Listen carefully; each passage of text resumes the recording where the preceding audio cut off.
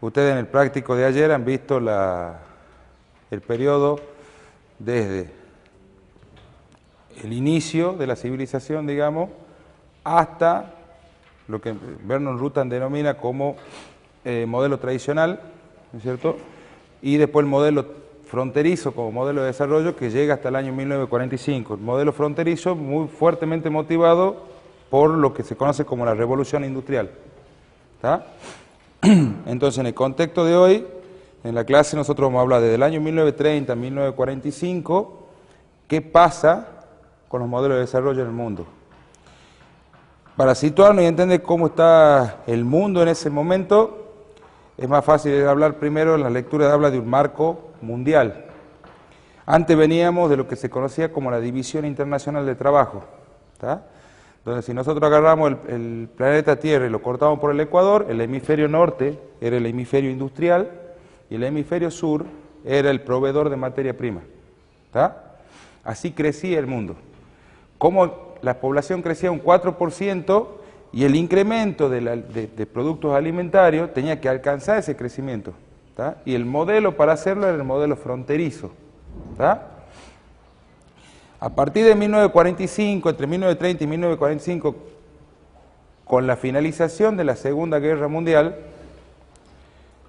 la industria del hemisferio norte estaba en crisis, o no existía, ¿está? Entonces el mundo queda sin un modelo de orientación para crecer, ¿está? Los productores exportadores, los países exportadores como Argentina, ya no tenían a quién venderle su materia prima, ¿ah?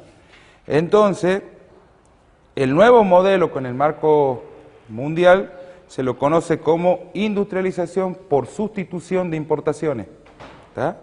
Todos los países empiezan a trabajar puertas cerradas, ¿tá? Todo lo que producen es para el mercado interno, porque ya no tenían para exportar. Ahora, para producir el mercado interno, deciden desarrollar fuertemente la industria. Principalmente la industria con capitales propios del país. Eso no quiere decir que no venían empresas de afuera y podían instalar empresas acá, sino que el capital, la mayoría de la industria, más del 50-60% era en industria nacional, ¿está?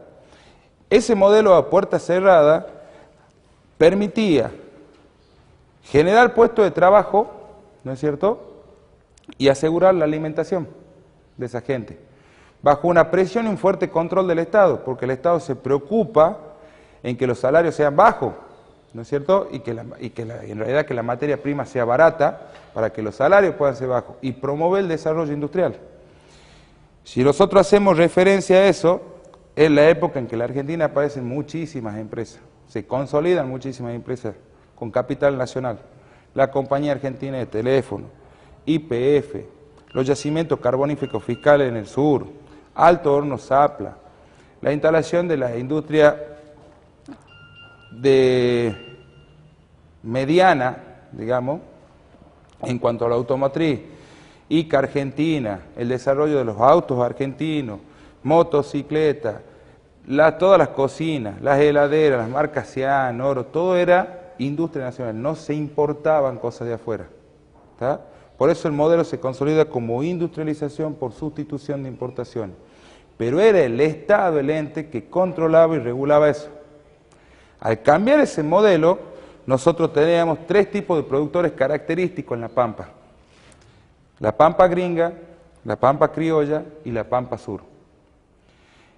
La Pampa criolla era netamente ¿de qué tipo? Exportadora, le favorecía el modelo agroexportador, el anterior. ¿Ah? Venía de la época del saladero pasa al frigorífico, después hacen los alambrados, mejoran la calidad del ganado, tiene una fuerte influencia en lo que es la Pampa Sur, ¿tá? Y se queda sin esa cuota de exportación. Ahora tenía que vender al mercado interno. Los precios del mercado interno son distintos a los del mercado externo. Entonces los latifundistas empiezan a pensar, que era el productor característico, más que nada de la Pampa criolla y algo de la Pampa Sur, empieza a pensar en trabajar como empresa, ¿está? A algunos le va bien, a otros no tan bien, con una visión ya empresarial, ¿está? A cuidar sus márgenes, sus costos, a tecnificarse con mejor desarrollo de la genética, a poner inversiones en el campo, no como era antes que tenían grandes superficies, las pastizales naturales, ¿no es cierto? Y que el negocio venía solo porque tenía quien me compre y a buen precio. Ahora tenía un competidor, más que nada en la Pampa Sur. ¿Quién eran? Los arrendatarios. Los arrendatarios que por medio de una legislación consiguen, ¿no es cierto?, que se los vincule a tener derecho de propiedad de tierra, o sea, que ellos puedan comprar. Después de que arrendan tanto tiempo, podían comprar y empiezan a comprar y son productores de grano y se empieza a hacer gran parte de la invernada. ¿Por qué? Porque ellos producían algo de grano y también carne para el desarrollo del mercado local. No tenían grandes extensiones y el mercado local estaba creciendo mucho, tanto en la población como en la industria. ¿Por qué? Porque la industria estaba absorbiendo algo de la migración de mano de obra que venía desde el campo. ¿Está? Y en la Pampa Gringa pasa lo mismo, se consolida el familiar capitalizado. Empieza a vender grano para la industria local, empieza a tecnificarse, a desarrollar maquinaria local, empiezan a fabricarse arados, empiezan a fabricarse sembradoras, empiezan de todo desarrollo nacional, empiezan a fabricarse tractores. ¿Está? Entonces, ese modelo económico de industrialización por sustitución de importaciones favorece el desarrollo de los productores en la Argentina, basado principalmente en el mercado interno, ya no con la visión del negocio agroexportador. ¿Está claro eso? Si nosotros volvemos a la idea de la caída de la caída de Alemania en la guerra de 1945, el mundo empieza a pensar de otra manera. Entre Estados Unidos e Inglaterra quieren consolidar la victoria sobre Alemania, ¿tá? Y Rusia también dice que ellos han sido victoriosos sobre Alemania. Y empieza en el marco internacional lo que se conoce como Guerra Fría. ¿Tá? ¿Por qué? Porque la política de crecimiento que promueve Estados Unidos e Inglaterra está basada principalmente en el capitalismo y en el derecho de propiedad y en lo que decía Adam Smith. ¿Tá? La ley de la oferta a la demanda y una mano invisible que va a regular el precio de las cosas. ¿Tá? Si hay mucha oferta de un producto, supongamos si hay muchos vendedores de mesa, las mesas van a ser baratas, ¿no es cierto?, para una determinada demanda. Ahora, si hay poca oferta de un producto y hay una alta demanda, su precio va a ser alto. ¿La conocen esa curva de ley de oferta y demanda? ¿Sí? Bueno. Ese es el teorema central del capitalismo. ¿Tá? Y una mano invisible que va a regular eso. Y eso va a producir un derrame, va a producir un equilibrio, y ese derrame económico va a enriquecer a la población hacia abajo. ¿Tá? Y eso va a mejorar la calidad de vida de todo. Ese era el concepto que promovía Estados Unidos e Inglaterra. Por otro lado, Rusia venía de otro proceso que era una revolución y era un concepto más socialista, ¿tá? Donde el Estado dice qué se tiene que hacer, cómo se tiene que hacer, y asegura calidad de vida, calidad de educación, ¿tá? Seguridad, lo garantiza el Estado, ¿tá? Pero controla también los derechos de propiedad, tiene una fuerte intervención del Estado. El Estado dice, esto se va a hacer, para acá vamos a crecer, para acá vamos a ir. En cambio, en el capitalismo, es en función de la oferta y la demanda. El Estado medio que no participa, ¿tá? Se hace cargo de algunas cosas básicas. Hasta cierto punto, educación, que después la dejan libre y es privatizada, como el caso de Estados Unidos, que hay que pagarla la educación, no es como acá que nosotros la tenemos gratis, ¿tá? Que la hace el Estado, la controla el Estado con sus impuestos. Tiene un control de la seguridad importante y tiene una visión de lo que es la parte salud. Si trabajás, tenés derecho a salud, si no, no. En Estados Unidos, el carnet social se da con el trabajo y eso lo garantiza que uno pueda ir al hospital. Si uno no tiene trabajo, no puede ir al hospital. Acá, si nosotros no tenemos trabajo, podemos ir lo mismo al hospital. Tiene algunas diferencias, ¿tá? Porque ese crecimiento económico del negocio de oferta y demanda da un derrame que iba a permitir que todos crezcan igual y que todos sean felices. Se llama Guerra Fría porque, ¿alguno sabe? Y porque estaban en constante amenaza, pero nunca se tiraba una bomba. ¿Tá? Es tal la diferencia que tienen esos países que a Alemania la dividen en dos. Al país al que han vencido lo dividen en dos y le hacen un muro. Entonces había una Alemania socialista y una Alemania capitalista. Mientras que lo que es América Latina no toma parte de ninguna de las dos cosas. En realidad convive con las dos cosas. ¿Tá? Respeta el derecho de propiedad, pero también tiene una fuerte intervención del Estado en el crecimiento del desarrollo local. Toda América Latina, no solamente Argentina, también Brasil, también Chile, Paraguay, toda América Latina en su contexto, no copia, no se casa con ninguno de los dos modelos en el principio. ¿Está? En esa visión del Estado, dentro ya, puertas adentro en la Argentina, en el año 1956 el gobierno decide formar lo que ustedes conocen como INTA. ¿Está? ¿Para qué crean el INTA? Para mejorar la producción, para incrementar los rendimientos y para asistir a todos los tipos de productores. Y lo hace de una visión, de un modelo que lo copia de Estados Unidos, que es el modelo educacionista. ¿Está?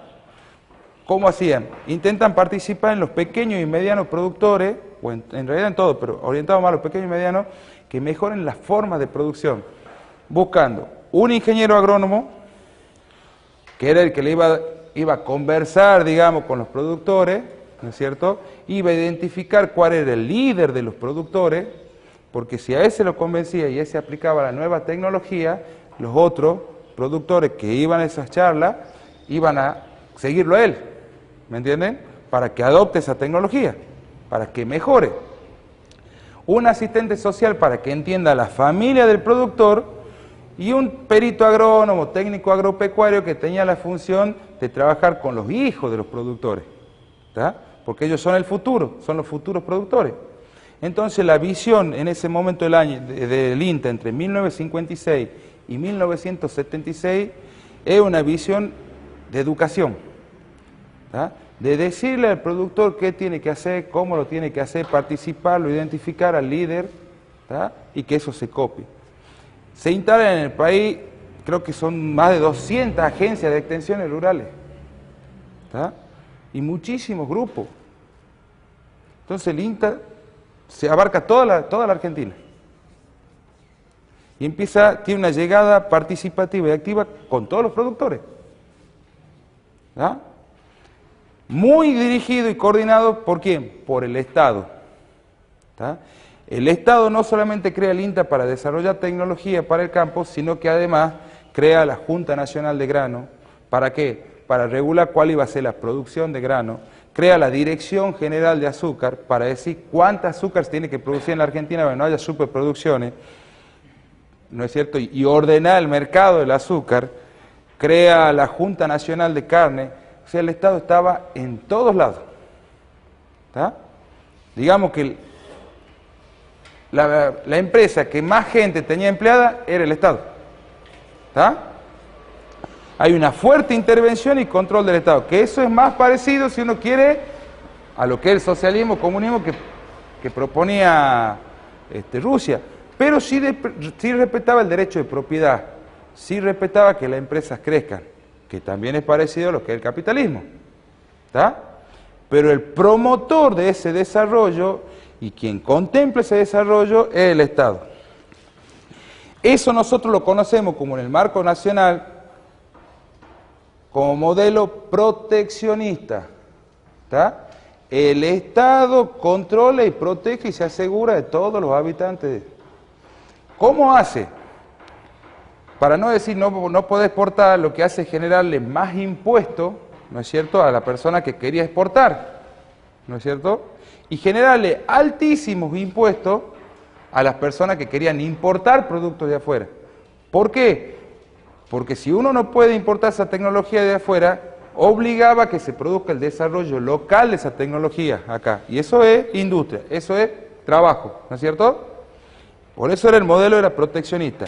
Y en las actividades que él quería fomentar, él lo hace a través de crédito, ¿tá? Quería fomentar el desarrollo de tales actividades o producciones en el campo. Entonces hace créditos blandos, créditos sin devolución, para que crezcan.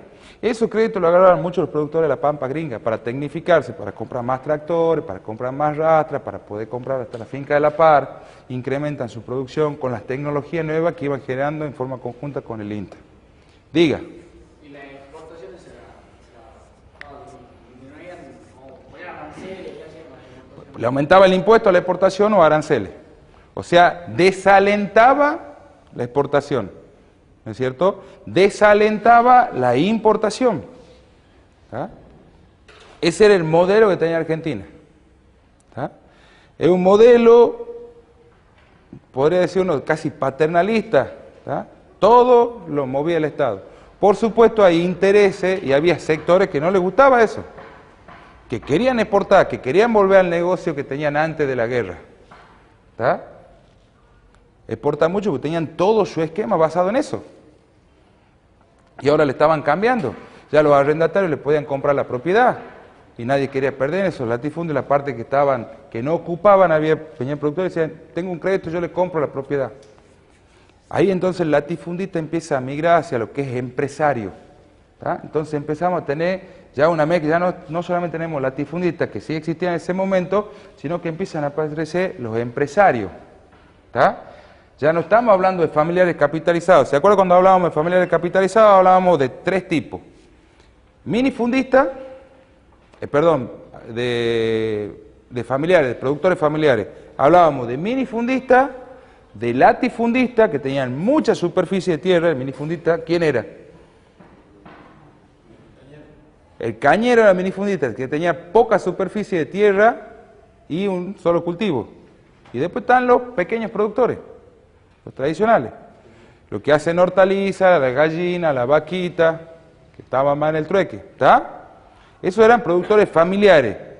Y empiezan a aparecer ahora los productores empresariales, que son los latifundistas los que empiezan a migrar a empresariales, y algunos familiares capitalizados que empiezan a migrar hacia empresas.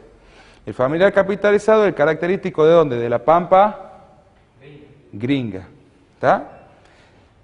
Es muy interesante porque de esa misma manera se estaba haciendo en Estados Unidos. El típico productor mediano que había ido con la colonización de Estados Unidos era un familiar capitalizado igual que el nuestro. ¿Está? Y el modelo que toma el INTA para fomentar su crecimiento es un modelo que se copia de allá, ¿está? Que es el modelo educacionista. ¿Está? Entonces el Estado crece y orienta dónde se va a crecer el país. ¿Está? Repetimos, marco mundial. Si le preguntan a ustedes, ¿cuál es el marco mundial en este modelo? Guerra Fría y... Ese es el concepto de la Guerra Fría y estamos nosotros, que éramos un mix de las dos cosas. ¿Está? Marco nacional, proteccionismo, puertas más cerradas, ¿está? Fuerte intervención del Estado. ¿Cómo se llama el modelo? ¿Cómo? Ese es el marco nacional. ¿Y el modelo mundial? Industrialización por sustitución de importaciones. ¿Está?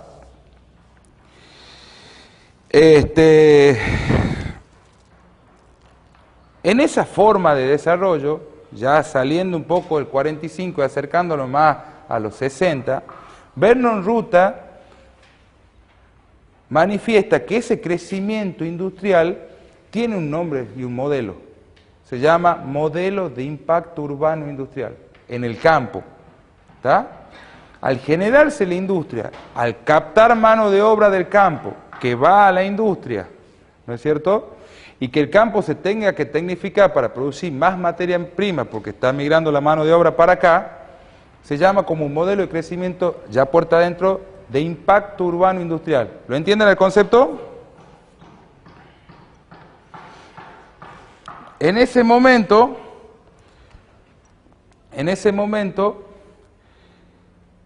si nosotros miramos, nos habló básicamente de las pampas, pero si miramos el NOA, ¿no es cierto? El NOA se tecnifica de otra manera.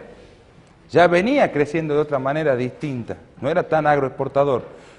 No éramos grandes exportadores de azúcar, el azúcar era para el mercado interno. La industria azucarera que estaba en Tucumán era local. ¿Está? Entonces, las empresas del NOA empiezan a tecnificarse y a aprovechar más lo del INTA y se ven más beneficiados con el crecimiento de la industria local. ¿Está? ¿Por qué? Porque tienen más azúcar para vender, mejores tecnologías, mejor desarrollo, orientado en parte con el Estado. Hay unas lecturas que son de cómo es el desarrollo de la industria azucarera en la Argentina desde los inicios hasta la fecha. Nosotros generalmente contemos ya al final de la materia llegamos hasta el presente. ¿Tá? Vamos a llegar hasta este año. Eso favorece el desarrollo de las economías regionales. El modelo proteccionista que protegía a la industria nacional y principalmente las que estaban en NOA, que antes estaban algo desfavorecidas porque estaban lejos del puerto, hace un crecimiento en la industria del azúcar, la yerbatera, la vitivinícola. Entonces, el derrame y el fuerte control del Estado beneficiaba en general al país, mientras que el modelo antes del 45, ¿a quién beneficiaba más? A los que están cerca del puerto. ¿A quién beneficiaba más? Al latifundista, en parte al familiar capitalizado y a la Pampa Sur, al modelo agroexportador. ¿Está? Por algo está la capital federal en Buenos Aires, ¿o no? Bueno.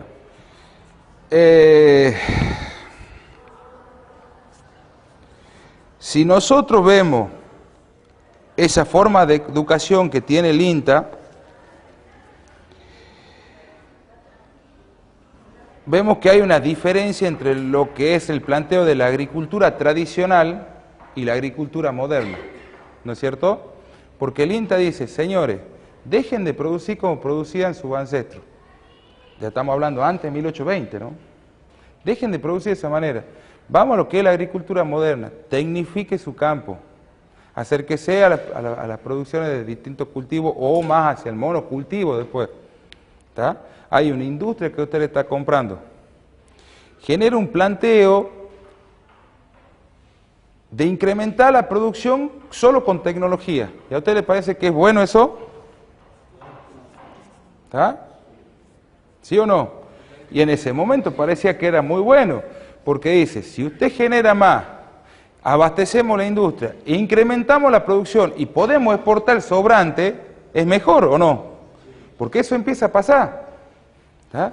Era tal el desarrollo, ¿no es cierto? Y el trabajo que hacía el INTA, que promueve que haya un excedente de materia prima, no solo para el mercado interno, que permitía que los salarios sean bajos porque es barata, por la cantidad que hay. Si teníamos mucho maíz o teníamos mucho poroto, hace que sea barato o no.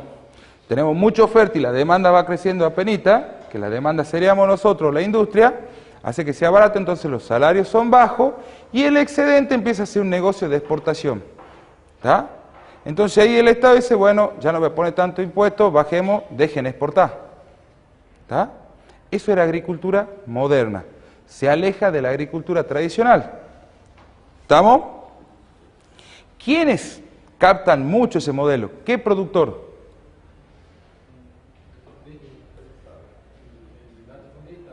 El latifundista empieza a migrar más para empresas de otra manera y se siente en crisis. Digamos que no le gustaba mucho el modelo ese. El familiar capitalizado. El chacarero pampeano que comenzó con 20, 40, 60 hectáreas, migra a 200. Crece constantemente. Compra la finca de la par, se tecnifica, tiene tractores, favorece el desarrollo de la industria local, porque ya produce no solamente para el mercado interno, sino que ve una puerta exportadora por el excedente. ¿Ah? Ese era el principal objetivo, digamos, de la agricultura moderna, y ellos pasan a ser los principales actores dinámicos. ¿Está? Pasan a ser los principales actores dinámicos en el desarrollo de la Argentina. ¿Estamos?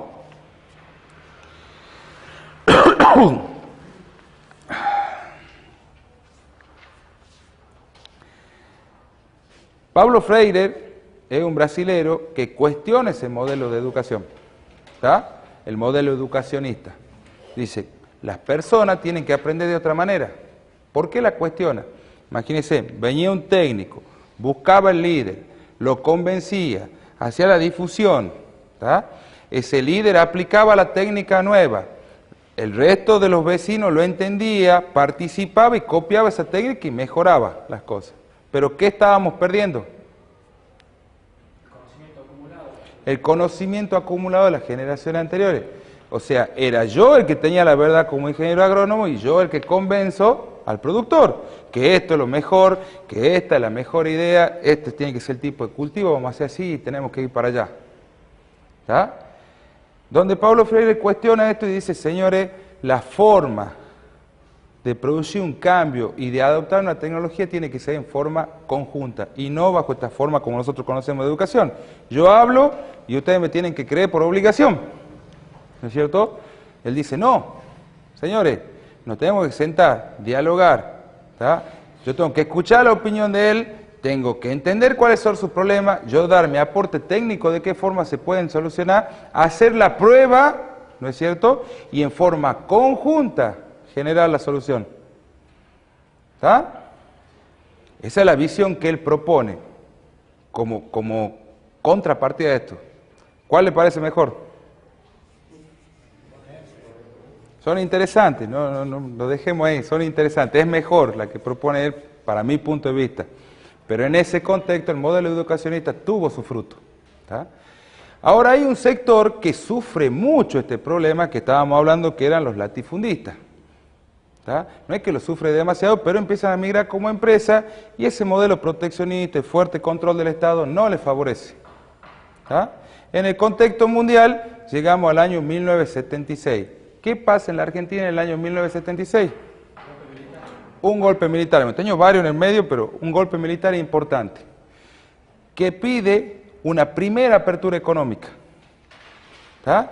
Entonces ya no quiero ser parte de las dos cosas, no quiero un proteccionismo fuerte del Estado con algo de capitalismo, digamos, sino que cuando llegan los militares querían apertura económica, quiero acercarme más al capitalismo. ¿Tá? Ese modelo, ese golpe militar cuando llega a la Argentina, no llega solamente a la Argentina, llega a toda América Latina, porque al mismo tiempo había gobierno militar en Brasil, en Chile, en Paraguay. ¿Será casualidad?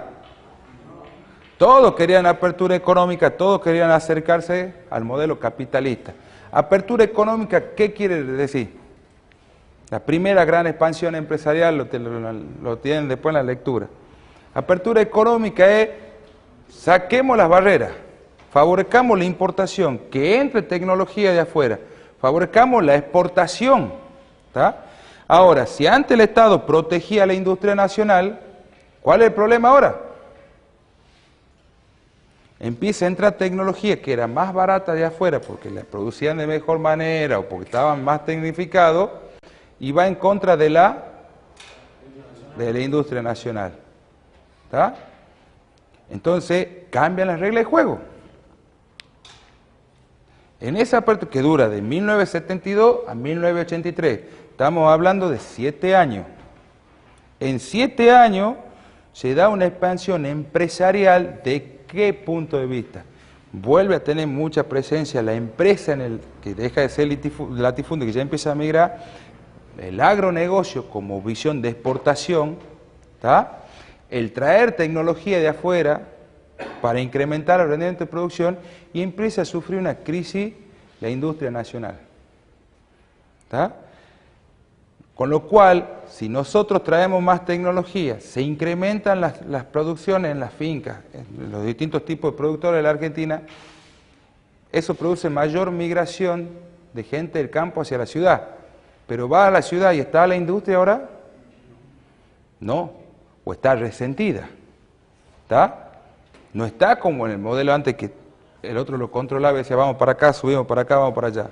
¿Tá? El gobierno militar entra con una visión que se la tienen en toda América Latina, doctrina de seguridad nacional. Ese era el nombre. ¿Tá? ¿Con eso qué busca? ¿Qué buscaban eso? En ese modelo agroexportador. ¿A quién favorecía? ¿A Buenos Aires o a toda la Argentina? A Buenos Aires y algo de Las Pampas, digamos. Imagínense en la industria azucarera, la pasó muy mal. La industria vitivinícola, la pasa muy mal. ¿Tá? Porque ya venían vino de afuera, ya podían entrar azúcar de afuera. En realidad después se negocia con el tema del azúcar. Entonces, la industria nacional se frena. Venía con un crecimiento exponencial, se frena. Empiezan a entrar los autos Honda, los Toyota, son más lindos, ya no compremos el Renault, no compremos el Ford Falcon. ¿Tá? Es otra la visión. En realidad, en ese momento América Latina busca en algunos países lo que se conoce como la revolución, digamos. Y hay sectores agropecuarios que sienten esa crisis y se ven excluidos del modelo, ¿tá? Y forman la Liga Agraria, donde lo que van a plantear es la tierra para quien la trabaja, no para el capital financiero, ¿tá? Porque cuando el latifundista pasa a la empresa, ya no es el latifundista el que trabaja la tierra, ya es la empresa, ya es una sociedad, ya hay capital financiero y gente que invierte en ese negocio. ¿Lo entienden? Ante eso, el INTA, ¿qué hace? El INTA ha venido de un modelo educacionista. Cuando llegamos a 1976, ahora los militares del gobierno se van al INTA y dicen, señores, se acabó eso. La forma de incrementar las producciones a través del modelo agroexportador de nuevo, ¿tá? Con una fuerte apertura económica.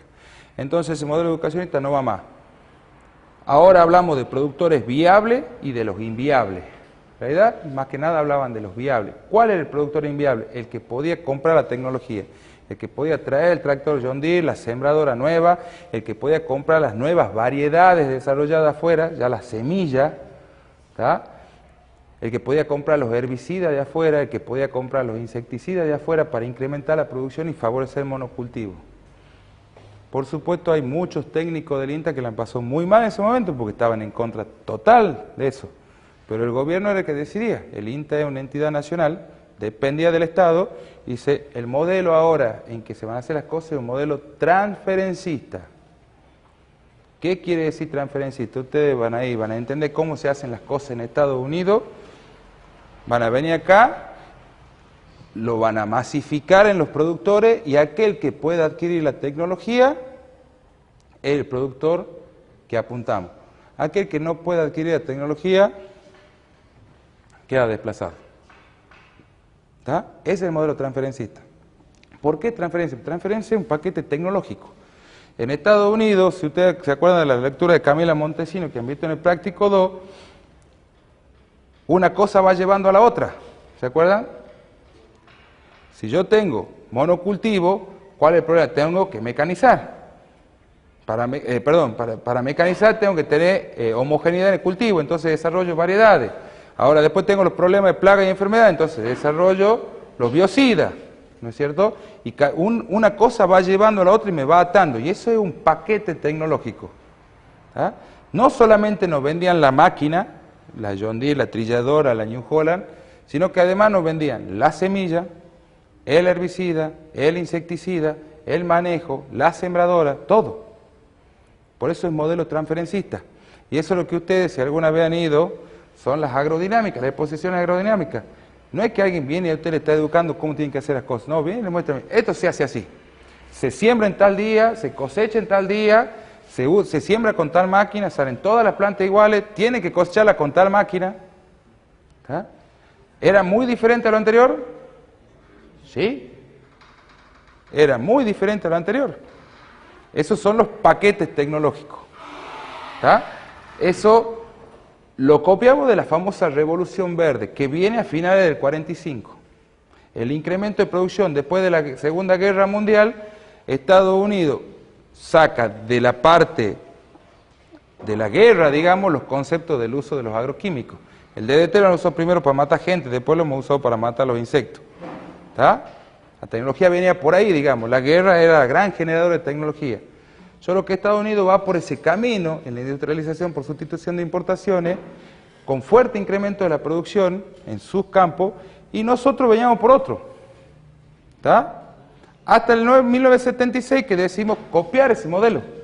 Decidimos ir y decir, bueno, traigamos ese paquete ecológico acá, porque la pampa es parecida a lo que tienen ellos también, y eso va a hacer que se incremente la producción y vamos a ser muy buenos, porque podemos ser un modelo agroexportador. Nuestro negocio es el campo. ¿Tá? Esa era la visión. Pero se olvidaban de alguien, que hay productores chicos que no pueden acceder a esa tecnología. ¿O no? ¿Son muchos los productores chicos? Muchísimos. Generalmente tienen la menor cantidad de tierra y en las zonas más marginales. Entonces eso queda desplazado. Ese era el modelo transferencista del INTA. ¿Está? Grandes problemas con ese modelo, ¿no?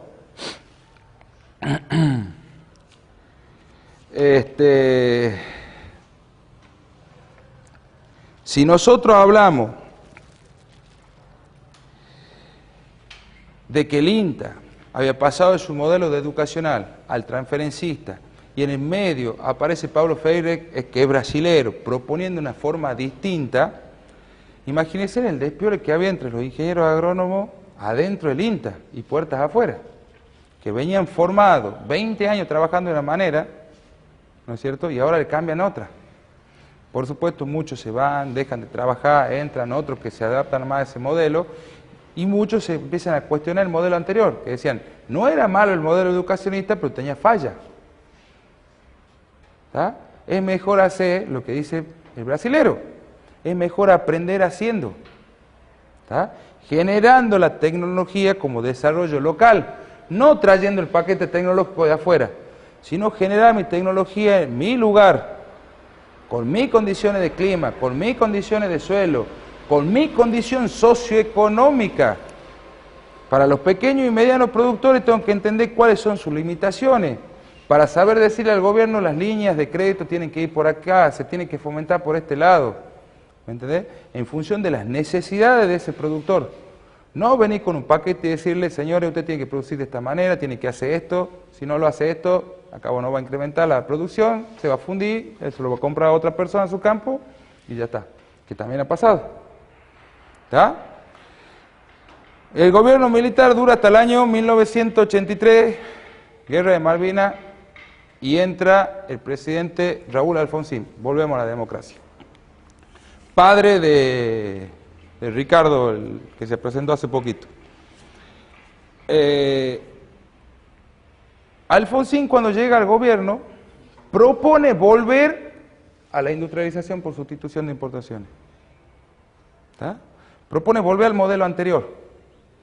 ¿Está?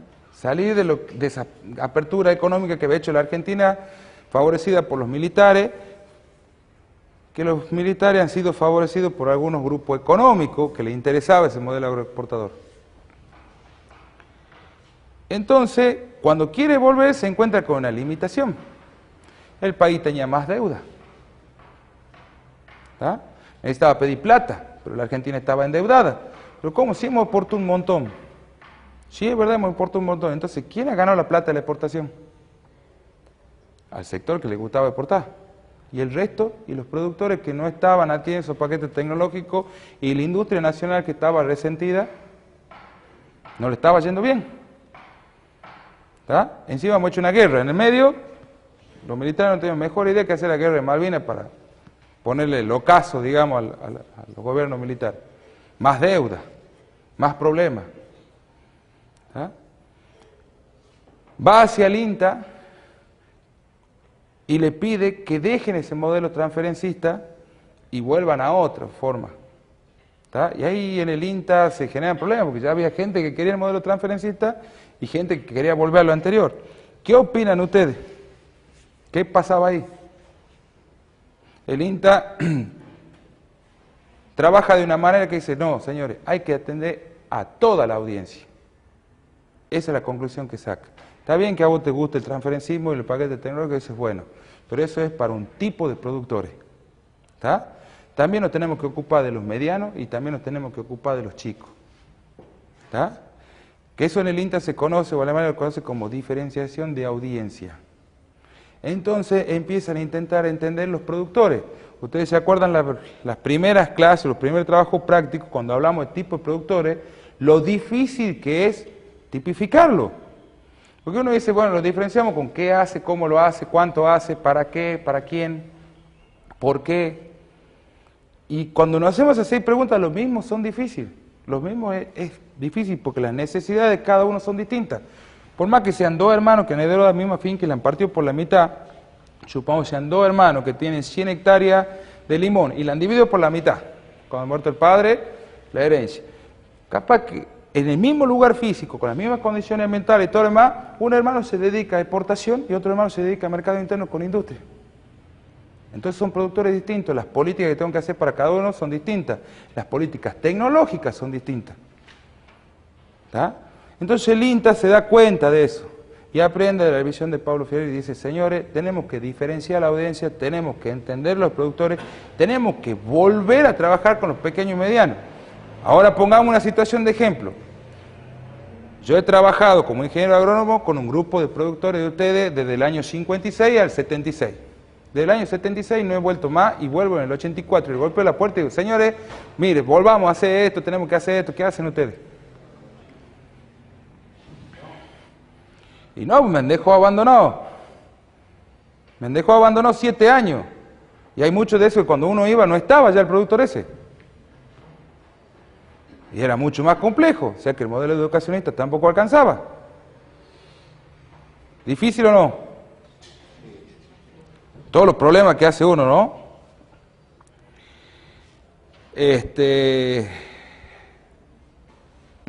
El gobierno de Alfonsín termina antes de tiempo, antes los presidentes estaban 6 años.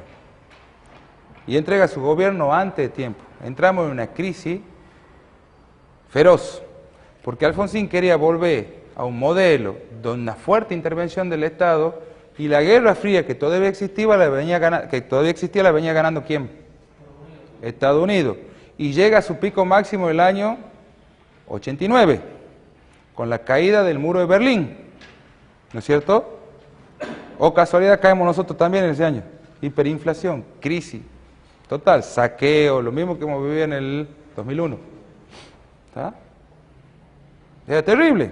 Yo me acuerdo, yo era chico, venía con mi papá en el auto y veía cómo, era un Super Cop, se llamaba en esa época, rompían el vidrio y entraba la gente, salía con así un jamón, papá, para sacar un queso. Pero bueno, era así, era difícil, era muy complicado. ¿Por qué? Porque Argentina iba a contramano. Quería volver a un modelo donde la economía mundial venía ganando. Donde Estados Unidos decía, el mundo va a crecer así, el derrame económico va a llegar para todos. ¿Está? Esa era la visión. Y era complicado para él, porque encima tenía que pedirle plata a esos, ¿no es cierto?, prestada a ellos, al FMI o a otro tipo, para poder intentar recuperar la industria nacional. Una industria nacional que en 7 años había decaído fuertemente. Fuertemente. Era difícil recuperarse. Es bárbaro lo que han hecho los militares en 7 años, lo que le costó a un país 20. 20 de esfuerzo genuino de dinero, ¿no? ¿Está? En ese momento, los militares favorecen lo que después va a crecer con el gobierno de Menem, como la primera gran apertura económica que le decía, la liberación del control del Estado. El dólar libre, ¿está? Las tasas flotantes, que el Estado deja todo librado al mercado. No llega a un pico máximo, como nos sucedió después, digamos, cuando llega la segunda apertura económica que ya se da con el gobierno de Menem. ¿Está? En ese momento, en esa década, del año 83 al 89, esos años de Alfonsín, ¿cómo creen que le ha ido al sector industrial en la Argentina? Mal. ¿Cómo creen que le ha ido al sector de producción de la Argentina? El campo. Y le ha ido algo mal. Porque seguían exportando lo que les convenía exportar. Pues no se les cerró la puerta. ¿Está?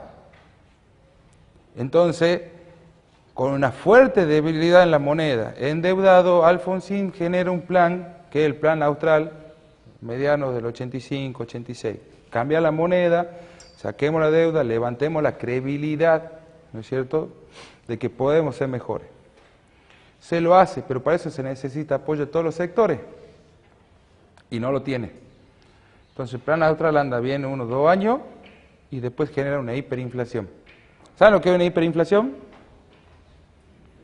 Se devalúa la moneda un 1000%. ¿Está? Yo iba a comprar caramelo con billetes de 100 australes, 1000 australes. Una semana era 100, la semana siguiente eran 1000. Caramelo.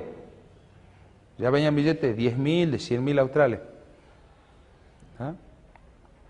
El país estaba endeudado. ¿Por qué? Porque la Casa de Gobierno, el gobierno emitía a través del Banco Central dinero sin respaldo, por eso hay hiperinflación. O sea, uno emite dinero, billete. Ah, tengo la maquinita, hago dinero. Pero ustedes van a querer agarrar un billete que no tiene respaldo. No. Entonces todas las cosas subían, una locura, Bueno, todo eso afecta al sector. ¿Por qué afecta al sector? Porque le quita competitividad más al sector agropecuario. Imagínense, con hiperinflación yo ya no podía ir a comprar el tractor John Deere, la cosechadora, la semilla, el herbicida, porque estaba en dólar. ¿Está? Y un dólar valía 10.000 australes, 100.000 australes. Y a mí me pagaban con australes. Entonces cae. En el mismo momento que se acaba la Guerra Fría, en el mismo momento la Argentina toca su crisis. ¿Ah? Repasemos un poquito el proceso histórico, que es cortito, pero muy interesante. 1930-1945, antes de eso, División Internacional del Trabajo. 1945 hasta el 76 en la Argentina, industrialización por sustitución de importaciones. ¿Está? Modelo proteccionista, modelo de impacto urbano industrial. ¿Está? Del 76 al 83, primera apertura económica. Se ven favorecidos y aparecen los empresarios en el sector productivo, ¿tá? Que son los latifundistas que se dan cuenta del negocio que pasa por otro lado. ¿Tá? Son agroexportadores, pero ya lo ven como empresa, ya no se manejan como latifundistas.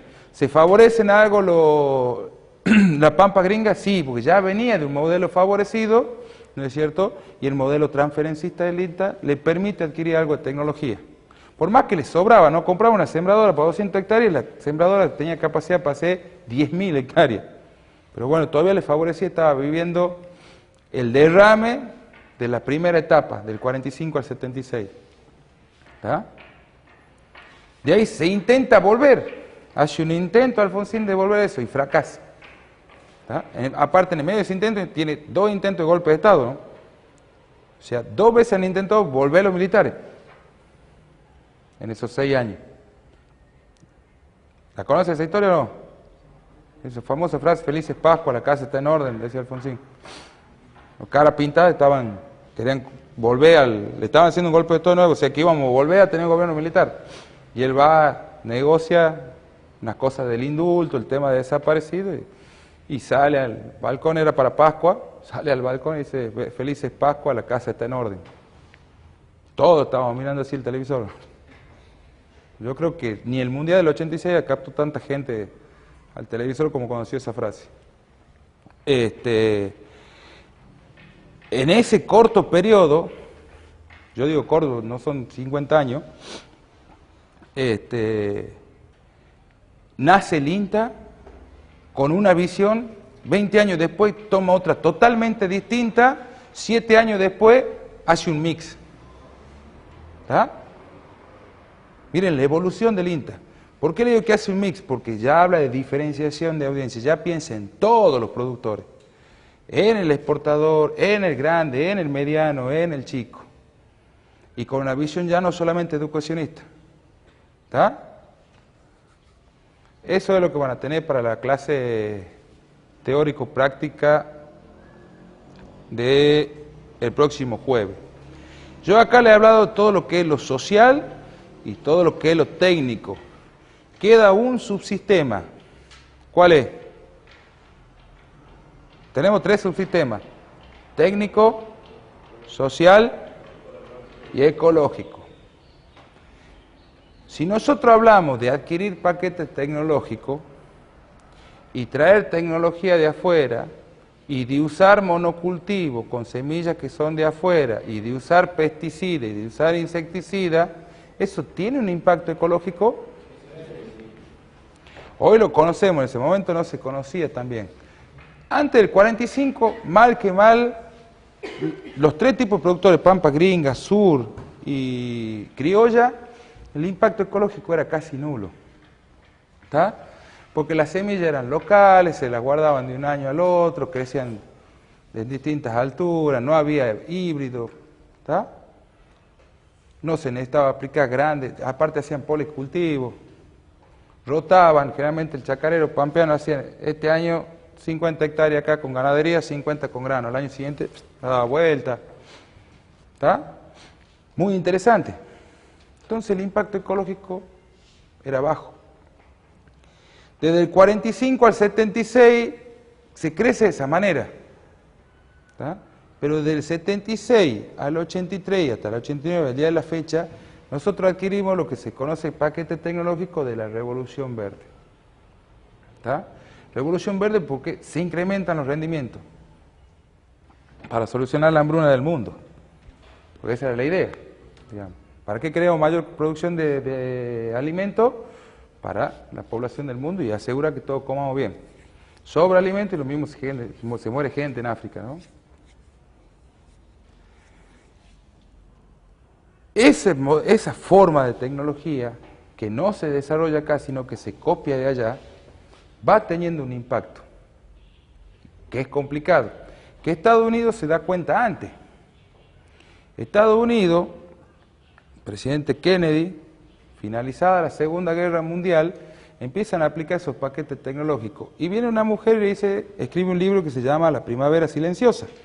El uso de DDT era un químico que mataba todo, no solamente gente, insectos, sino mataba todo. Se había dado cuenta que se morían los pájaros, por eso se llamaba la primavera silenciosa. Dice, si nosotros seguimos usando esto y seguimos desarrollando la agricultura de esta manera, nos vamos a morir todos. Entonces Kennedy lee, dice, sí, se prohíbe el uso de esto acá.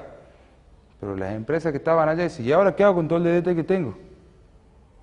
Se van a América Latina, me golpean la puerta, señores, este es el paquete tecnológico, use el DDT, con esto va a matar todas las plagas, este policultivo, así van a incrementar los rendimientos y le cuenta el... ¿Por qué así? Así empiezan a crecer las transnacionales. ¿Está? Entonces nosotros traemos el DDT, favorecemos el monocultivo. Empezamos a favorecer más el monocultivo y el modelo agroexportador tenemos más problemas de plagas, necesitamos más DDT, más paratión, se nos empieza a morir gente. Pero damos cuenta un poco después. Y nos hacemos más dependientes. ¿Tiene un impacto ecológico eso? Tiene un impacto ecológico. Hemos contaminado Napa. Nos hemos dado cuenta mucho tiempo después. Había plaga de langosta, volaban los aviones y tiraban DDT.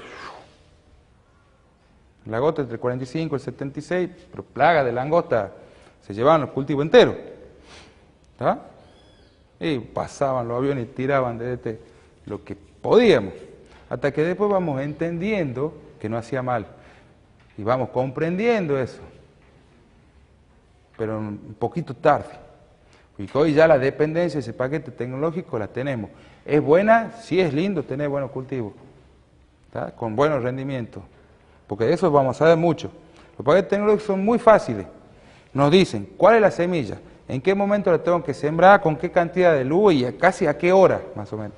Con qué grado de humedad, a qué profundidad, cuándo le tengo que hacer la aplicación de insecticida, cuándo le tengo que hacer la aplicación de herbicida y cuándo la tengo que cosechar y me la compran.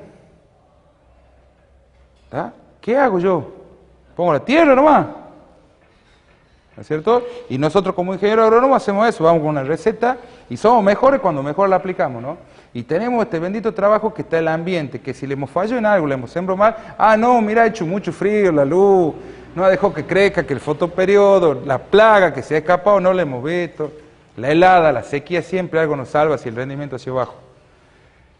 Es glorioso el tema de la agronomía, pero son cosas biológicas, uno no le va a pegar siempre. Pero somos altamente dependientes. Entonces, no solamente empezamos a producir con ese modelo un problema ecológico, que hoy lo sufrimos, ¿no es cierto?, sino que empezamos a producir también un problema social. Porque no hemos tenido en cuenta que esa tecnificación desplaza mano de obra. Esa mano de obra iba a la ciudad, y en la ciudad no tengo la industria que la soporte, y si no tengo la industria que la soporte, ¿a dónde va? A la periferia, que se conoce como conurbano, o a los cinturones que están a la vuelta. ¿Está? Pues no vuelven al campo. No vuelven al campo. Y eso genera problemas de ¿qué? Problemas de seguridad, problemas en la salud, pues son personas que están más propensas a enfermarse porque no cumplen con las necesidades básicas de calidad de vida. Entonces nos cuesta más. Encima que no le generamos el trabajo, nos cuesta caro, diría. porque se no enferma, porque no estudia, porque también nos genera problemas de seguridad, porque roba. Y decimos, esos son los malos. Pero es que hay una política que no lo contiene. Hay una visión que estamos fallando, no estamos conteniendo y pudiendo contener a esa gente. En general el trabajo, en general la expectativa, en mejorar la calidad de vida. ¿Está? Cuando uno adquiere ese tipo de cosas y origina esos cambios, uno digo como país, ¿está? O alguno de ustedes, capaz que algún día gobernador, presidente, ministro de Agricultura y fomenta ese tipo de cosas, tienen que tenerlo en cuenta. Tienen que tenerlo en cuenta, pues nos hemos dado cuenta tarde. Antes los problemas, las grandes preparaciones de suelo, preparaban suelo, le pasaban como 20 veces la rastra, subsolador, quedaba un talco el suelo. Grandes problemas de erosión hídrica y de eólica. Los temas de la década del 50, le diría yo, hasta fines de los 80, la gran discusión es el problema de erosión de suelo, que lo soluciona la siembra directa después. Se nos iba el suelo, se volaba, y recuperaba 1 centímetro de suelo 10.000 años. 1 centímetro, ¿no?, de espesor. Se nos iba, porque hacíamos preparaciones de suelo, dejábamos el suelo desnudo, en pendientes pronunciadas, venía el agua, lo cavaba y se lo llevaba. Eso se llama erosión hídrica. ¿Ah? Y la erosión eólica, venían los vientos, el suelo estaba desnudo, lo habíamos preparado tanto que parecía talco. Entonces, ¿sabes cuando hacen los remolinos? Y se lo llevaba. Y el perfil importante del suelo está en los primeros centímetros, porque ahí está la actividad biológica.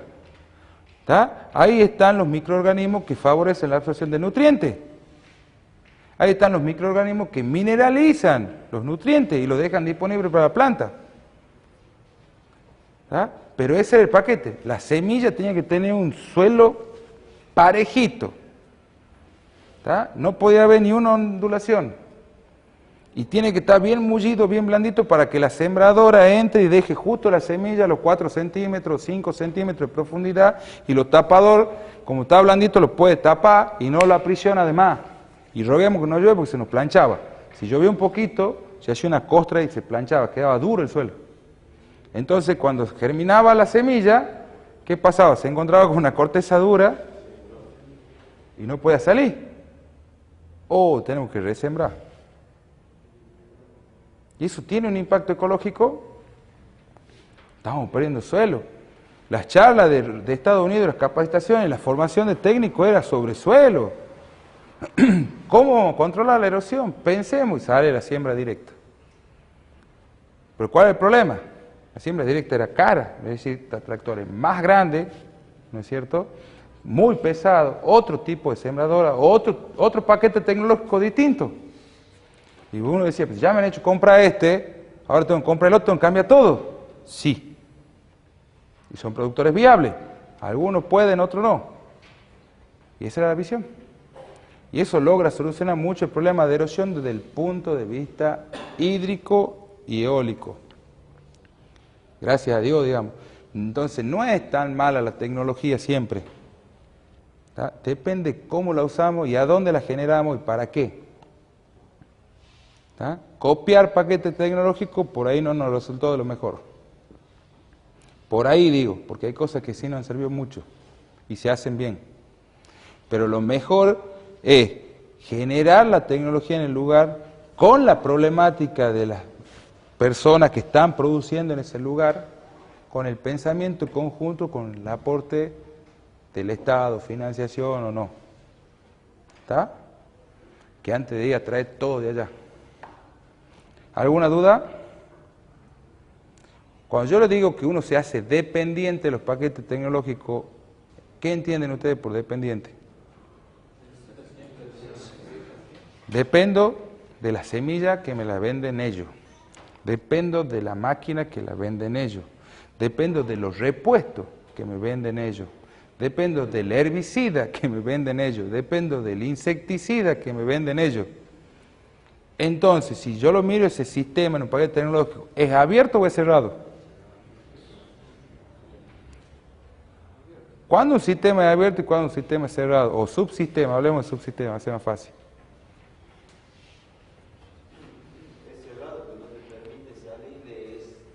No es abierto, extremadamente abierto, de más de abierto es.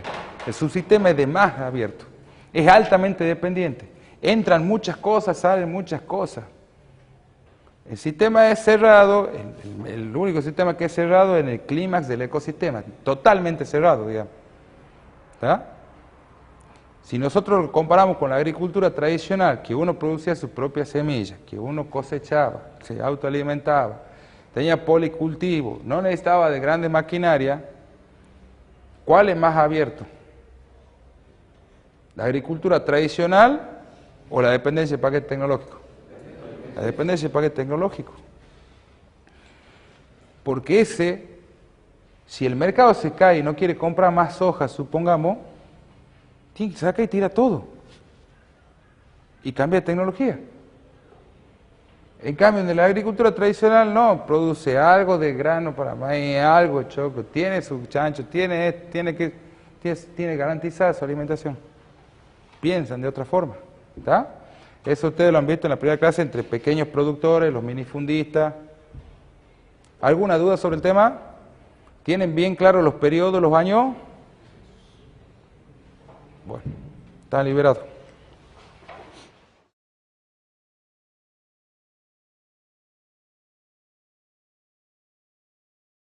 Pampa criolla y algo de la Pampa Sur, empieza a pensar en trabajar como empresa. ¿Está? A algunos le va bien, a otros no tan bien. Con una visión ya empresarial. ¿Está? A cuidar sus márgenes, sus costos, a tecnificarse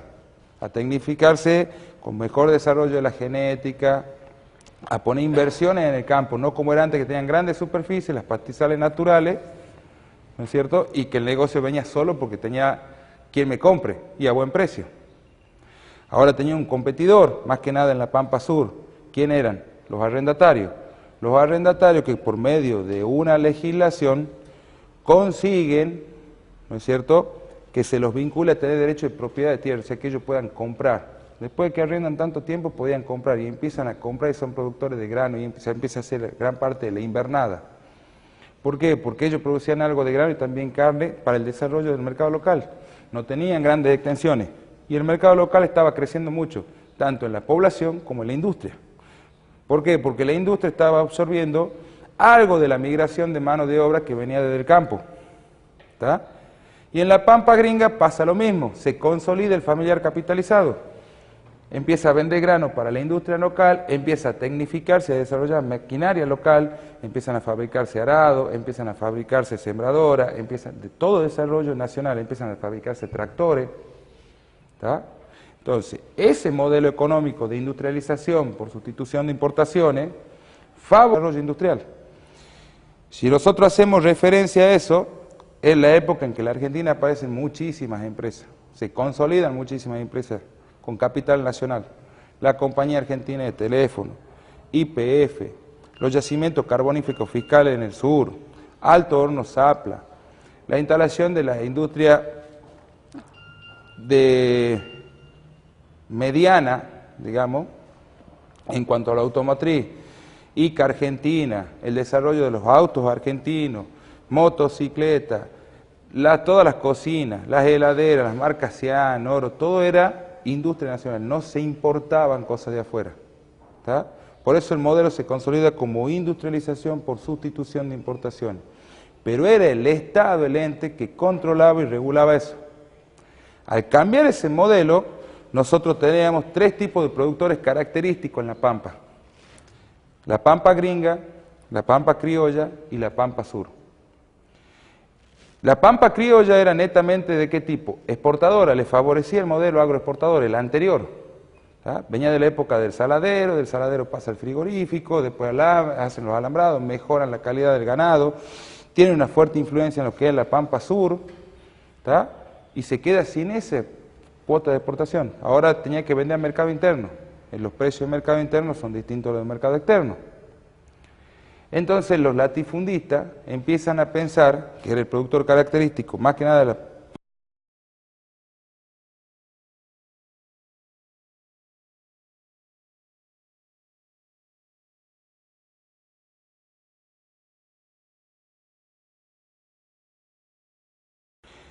Ustedes en el práctico de ayer han visto el periodo desde el inicio de la civilización, digamos, hasta lo que Vernon Rutan denomina como modelo tradicional, ¿no es cierto? Y después el modelo fronterizo como modelo de desarrollo que llega hasta el año 1945. El modelo fronterizo muy fuertemente motivado por lo que se conoce como la revolución industrial. ¿Está? Entonces, en el contexto de hoy, en la clase nosotros vamos a hablar desde el año 1930 a 1945, qué pasa con los modelos de desarrollo en el mundo. Para situarnos y entender cómo está el mundo en ese momento, es más fácil hablar primero, en la lectura habla de un marco mundial. Antes veníamos de lo que se conocía como la División Internacional de Trabajo, ¿está? Donde si nosotros agarramos el planeta Tierra y lo cortamos por el Ecuador, el hemisferio norte era el hemisferio industrial y el hemisferio sur era el proveedor de materia prima, ¿está? Así crecía el mundo. Como la población crecía un 4% y el incremento de productos alimentarios tenía que alcanzar ese crecimiento, ¿tá? Y el modelo para hacerlo era el modelo fronterizo, ¿tá? A partir de 1945, entre 1930 y 1945, con la finalización de la Segunda Guerra Mundial, la industria del hemisferio norte estaba en crisis o no existía, ¿tá? Entonces el mundo queda sin un modelo de orientación para crecer, ¿tá? Los productores exportadores, los países exportadores como Argentina, ya no tenían a quién venderle su materia prima, ¿tá? Entonces, el nuevo modelo con el marco mundial se lo conoce como industrialización por sustitución de importaciones, ¿tá? Todos los países empiezan a trabajar puertas cerradas, ¿tá? Todo lo que producen es para el mercado interno, porque ya no tenían para exportar. Ahora, para producir el mercado interno, deciden desarrollar fuertemente la industria. Principalmente la industria con capitales propios del país. Eso no quiere decir que no venían empresas de afuera y podían instalar empresas acá, sino que el capital, la mayoría de la industria, más del 50-60%, era en industria nacional, ¿tá? Ese modelo a puerta cerrada permitía generar puestos de trabajo, ¿no es cierto?, y asegurar la alimentación de esa gente, bajo una presión y un fuerte control del Estado, porque el Estado se preocupa en que los salarios sean bajos, ¿no es cierto?, y en realidad que la materia prima sea barata, para que los salarios puedan ser bajos, y promover el desarrollo de los productores en la Argentina, basado principalmente en el mercado interno, ya no con la visión del negocio agroexportador. ¿Está claro eso? Si nosotros volvemos a la idea de la caída de la caída de Alemania en la guerra de 1945, el mundo empieza a pensar de otra manera. Entre Estados Unidos e Inglaterra quieren consolidar la victoria sobre Alemania, ¿tá? Y Rusia también dice que ellos han sido victoriosos sobre Alemania. Y empieza en el marco internacional lo que se conoce como Guerra Fría, ¿tá? ¿Por qué? Porque la política de crecimiento que promueve Estados Unidos e Inglaterra está basada principalmente en el capitalismo y en el derecho de propiedad y en lo que decía Adam Smith, ¿tá? La ley de la oferta a la demanda y una mano invisible que va a regular el precio de las cosas, ¿tá? Si hay mucha oferta de un producto, supongamos si hay muchos vendedores de mesa, las mesas van a ser baratas, ¿no es cierto?, para una determinada demanda. Ahora, si hay poca oferta de un producto y hay una alta demanda, su precio va a ser alto. ¿La conocen esa curva de ley de oferta y demanda? ¿Sí? Bueno. Ese es el teorema central del capitalismo, ¿tá? Y una mano invisible que va a regular eso. Y eso va a producir un derrame, va a producir un equilibrio, y ese derrame económico va a enriquecer a la población hacia abajo, ¿tá? Y eso va a mejorar la calidad de vida de todos.